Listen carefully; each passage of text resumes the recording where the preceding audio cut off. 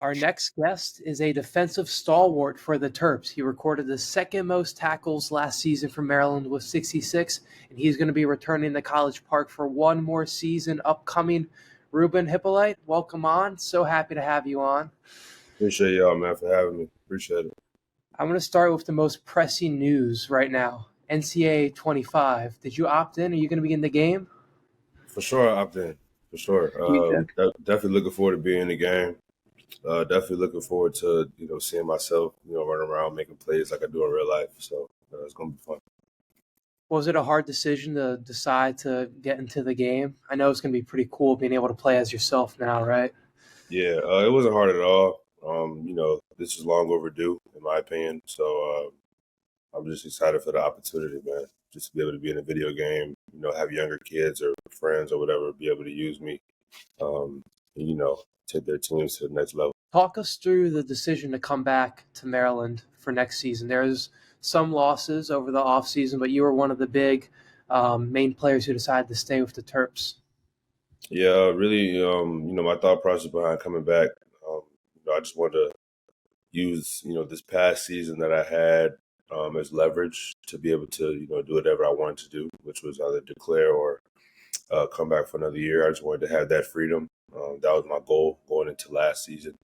And I feel like I did a pretty good job this season, as far as resume wise. So I just made a decision to come back because, there's unfinished business here for me. There's a lot of people that I've met out here, a lot of connections that I've, forged and relationships that I've built out here. So, just want to take advantage of it one more time, and, just put another year together,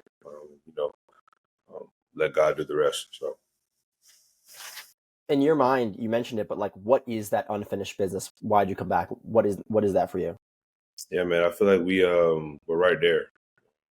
Last year we had, some games and some situations where we fell short that we shouldn't have. Yeah, like I said, we're right there. So I just feel like, I'm blessed with another opportunity. So, why not just do it one more time while I can? Because, this opportunity will never, come back again. So I just want to take full advantage of it, and, just, leave my mark, and really, make another statement. I think that was just my whole mindset behind, coming back and doing this over again. I guess can you kind of take us through some of those conversations you have with your teammates about potentially coming back? Because there were some losses, Jay Shambaram, Corey Dyches. Are you talking with your teammates, kind of talking through these types of decisions? Yeah, I mean, a lot of the conversation was, between myself and, my family members, because, everybody has an opinion, I honor everyone's opinion, but, at the end of the day, it's my career, it's my life, it's what I want to do. So definitely took everyone's, opinions and comments into consideration. But at the end of the day, it was about what's best for me, and, what was best for me as far as system-wise, living-wise, and just, all around relationships. So that's what went into it. Myself and Dante Trader, we talked a lot through this process about what our decisions were going to be. So we was able to keep in contact and, make a decision that was best for us. So. Who are some of those people in your family that you talk to? Who are those people like in your life that you're closest with, who you talk about those decisions with? Yeah, the main person is my mother. She means a lot to me, obviously, and one of the reasons why I do what I do. So definitely, have a lot of conversations with her. Her opinion is by far the most important to me. So, just, asking her how she felt, telling her about my side, how I felt about things, and, letting her tell her side, and just, keeping the main thing the main thing. That was our whole focus, and that was, our point of emphasis. So I was able to do that here for another time. We both agreed on it. It was all set, ready to go. So I kind of wanted to touch on the transfer portal a little bit. Players leaving more often now with the rule changes. Is that something that you guys are aware of on the team that, hey, a couple of my teammates aren't going to be here next year? Did you know that a couple of those changes were going to happen? Yeah, I mean, with the landscape now, it's 1 year seasons. Everyone's on a 1 year deal, so that's how we look at it now. Um, it's not like how it was before, or at least when I came in for the short period of time that I got to experience it, where you have freshmen from high school come in and it's a 3 year, 4 year, 5 year, or even 6 year development, and you build bonds with certain guys. So it's not like that anymore. It's more so like 1 year deals. You enroll as a freshman, you don't like it, you transfer, you like it, you stay, and you know whoever ups the ante, is able to get whoever they want to get. So just with the landscape of how it is now, just understanding where we are. Um, it's a given that you're going to lose players. Whether that's after spring or after the season. It's almost a guarantee. So like we understood what the deal was. We knew that some guys were going to leave, some guys are going to stay. It's just all about how we bounce back and shake back from whatever occurs. So I know that transferring obviously isn't the only big change. Conference realignment and 12-team playoffs, are those things that you guys have talked about? I know it was pretty clear that Maryland was going to stay in the Big Ten, obviously, but was that something people on the team were watching when teams are joining new conferences? yeah, definitely as far as like with the addition with UCLA, USC, Oregon, Washington. Like we get to play USC this year for homecoming. We get to go to Oregon, I think like week 9. So it's gonna be fun to watch. It's gonna be fun to be a part of. Definitely, not only just the opportunity, but just for the culture of football. I feel like it's gonna be good to just bring a lot of people together from the West Coast, bring them down here, and then from us on the East Coast go out west and experience that. So I feel like it's gonna be good for the sport and good for the game, and it's gonna bring a lot of eyes that we want. So. Kind of touching on the play of the defense recently, seems like the defense just continues to improve year after year. Can you kind of talk about the impact that Brian Williams has had on this defense and bringing that Terps defense to where you guys want it to be at? Yeah, I think it's it's all about execution and consistency. Coach Beat Up, as we call him, he has a recipe for that. So we're bought in. We trust him and his plan, as well as our position coaches. I feel like that our defensive staff does a great job as far as putting a plan together early in the week, and then it's all about execution from that point on. So we always go into a game prepared and ready to play. And I think, that's a big shout out to our staff and, just our coaches and, how we prep through the week, the situations they put us in during practice. And, um, they allow us to problem solve on our own. And then, they take our feedback and it's more so a partnership, which is very helpful, just, as a player, coach relationship. It's always helpful to know and feel the trust and to feel the bond that you have, that you can come to your coach whenever you can, whenever you feel like there's something we can do better, and vice versa. So I think that relationship is important, and you know Coach Beat Up and just the defensive staff, they understand that. So. And then sticking with coaches, you've been here pretty much the entire time that Coach Loxley has been here. How have you seen him kind of grow in his tenure at Maryland? Yeah, my biggest thing that I always say about Coach Locke is just, the connection that he has. You know, obviously he's a great offensive mind, great coach, great recruiter. But I think, the biggest thing with him is he knows how to position players to be successful, not only on the football field, but off the football field. He has a bunch of programs in place, like, mentorship program, investment clubs, and just he knows how to get us in the room with a lot of people, power, which is important, not only for, our football careers, but for, our life careers, when we hang the cleats up. So I think that's just important that he understands the importance of life after. And, that's always a big emphasis for him. So I think, that's the biggest growth that I've seen just, being here. He's had that implemented since he's been here. I got here, I think think shortly a year after he started here as far as head coaching. So um, that's definitely what's impacting me the most, I would say. Besides the football aspect. What is Coach Locks like as a recruiter? We've had some guests come on who told some great stories about Locks and how they recruited him to Maryland. Do you have any stories like that? No, the only story I have is just being real and genuine. I think that was what allowed me to really trust him.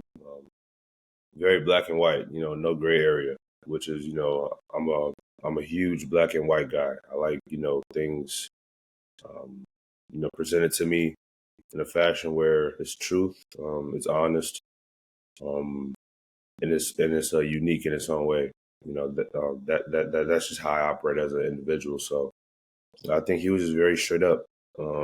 Just me being who I am. Just having faith in the system, having faith in the culture that he believed in, and just buying in. I think that was just the most important part for me was just buying into it and believing it. Because if he didn't believe in it, no one else would. If I didn't believe in it, no one else would. So it all starts with take a step out on faith.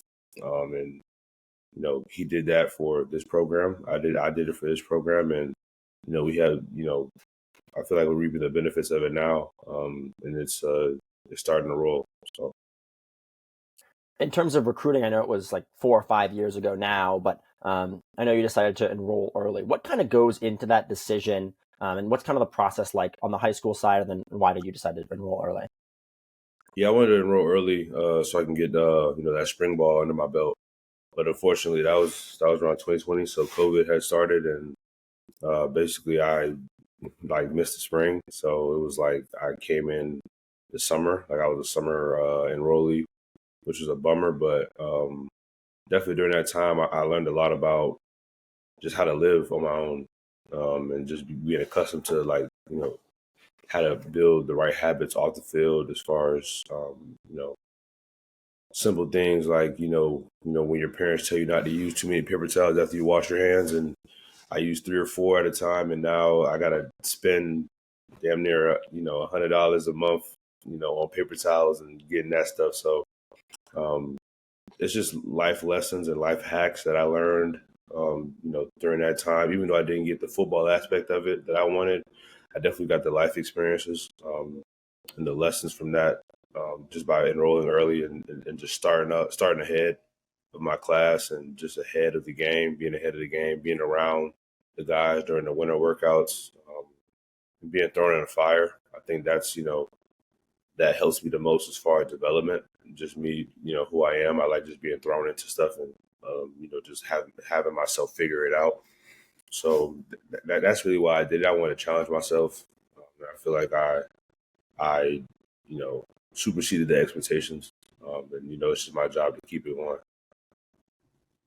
Kind of touching on your future post-playing career, your communications major, I read, you got your podcast, One Speed Podcast. Is doing something in sports media something you can kind of imagine yourself doing? Yeah, definitely. I want to be an analyst when it's all said and done. Um, definitely want to stay in the sports realm, um, really give back to athletes and pay it forward because that's what was given to me. So I definitely want to stay in that sports realm, man, and really be on TV so I can show off these teeth. So How did the podcast start? yeah, it was just one summer we were bored and we were like, yeah, man, we gotta we want to show that we're just we want to show how we act and how we talk and communicate because I feel like a lot of people they just see us with the helmet on, like they don't really understand us, if it's not with the helmet, like so we wanted to be able to take the helmet off, um, people to see our faces and hear us talk and just kick back and relax and really give the people and the viewers a deep dive into our thought process, our emotions, our feelings, whether it's about the game, anything, relationships, just being a man in this day and age, and 18 to 22, is how we navigate that. So that was just our thought process behind it, and it's doing well. It's doing well for us right now. Just a lot of people are enjoying it, and we got to keep it going. So I also read that you wanted to be a sports agent. Is that something that you're also looking to kind of pursue later on? no, not anymore, not at all. No, I don't even want to do that no more. What It was, caused the change? you know, NIL. I'll say that. It's a lot of loopholes, and uh, you know, I just don't want to deal with that. Man. I want to leave that to people who you know, have put the time into this business and let them handle that side. But I definitely want to be more on the mentor, analyst, side. So What are those NIL loopholes that you're kind of seeing? it's a lot of gray area, and like I touched on before, I'm a very black and white guy. Man, just shoot it straight, tell me what it is, and I move on from there. But I think it's a lot of loopholes in here as far as NIL goes, and you know, a lot of people just don't know what it is. Like the education piece of it is not there for everyone. So that that calls for uncertainty. So I think that's just the loopholes that are there. There's a lot of gray area, a lot of uncertainty. And yeah, I just it's not for me. So Yeah, we did a podcast last spring on NIL, and it was the same thing. Like, pretty much people just don't know what's going on, and even people who are experts, like, rules are changing all the time. So I absolutely agree with you on that. And I think we've even seen like coaches decide to like step down from being a head coach because they just don't want to deal with it. right, sure. In terms of on the field, this year, I know you changed your number to number 4 for the bowl game. Any reveal on upcoming season number? Any reason you did that? Yeah, I'm staying with 4. 4 is like um, you know a number that a lot of great defensive players wore here. Um, you got your Keandre Joneses, you got your Darnell Savages, um, Tarheeb still most recent one. So Will Likely is here. We had 4. So um, to me, it's traditional. So I just want to keep that going. Um, and just represent the number, represent Maryland in the right way. So that was my thought process behind it. Um, yeah, man, it looks nice. I look good in 4. So I know you have some teammates heading to the combine and hopefully getting drafted. Do you want to give us some predictions on where you think they'll land? What rounds you think? I think all the guys that are majority of them that are going into the draft have a great chance of going even late in day 1, I believe, or like early day 2. So I think a lot of our guys have a great chance to get drafted pretty high because they create a lot of value for themselves. For the time that they were here. So I'm excited to see where they land. Obviously, no one knows.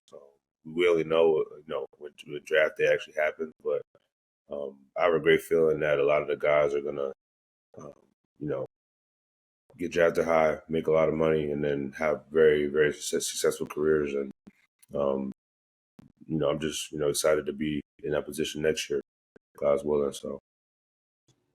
Kind of looking forward to next year. Can you give Terps fans a preview of any breakout candidates you see on the team so far?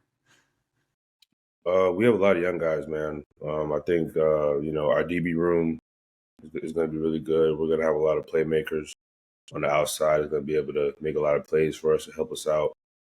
Our safety room as well. So I think our whole back end, as far as defensive wise, is going to be in good. Going to be in great hands. We got 3 quarterbacks that the competition is going to be really good this spring. So just excited to see them compete and perform, and I feel like they're all going to have successful springs, successful camps, successful careers just at Maryland. So I think those are the 2 big question marks that we have. But I feel like that's going to be one of the strongest pieces of our team. And, as well as our trenches, O line, D line. We have a lot of great pieces. So I think we're going to be well off, man. We're going to be really good, really solid, and we're going to, showcase our ability and who we are as a unit every time we get a chance to take that field. So, we've talked about your podcast a little bit. Pretty comfortable talking on the mic. So, any guests you have in mind in the future on your podcast? Any, somebody you'd love to have on, anybody like that? Any dream guests? Yeah. So, we have a lot of guests in the works, actually. We got Jameer Young cooking up. We just did Nick Cross. I think that was our last podcast episode. So, we have a lot of insight. Sports swaps. We did a lot of sports swaps. So we did one with women's basketball that we didn't drop yet. Looking to drop that probably like around March. We got a lot cooking up, man. So it's just fun to be able to connect, with not only the sports side of just UMD, but getting the community. Looking to do a backpack drive again in the summer that we did last summer. So looking to get back to the community in that way. So this is a lot of fun just to be able to do business with, not only do business with my teammates and my brothers, but to be able to make an impact in the community and have people be inspired and just appreciate what we're doing. So that's just a little sneak peek of what's in the works, but it's a lot more, man. So y'all just have to stay tuned for it and just be able to be on the lookout for it. That's all. Absolutely will do. Well, Ruben, thank you so much for coming on. We appreciate it, and we'll stay tuned with your podcast as well. So thank you very much. Appreciate y'all. Thank you. Guess what? You've got Under the Shell Podcast. Nobody does it better.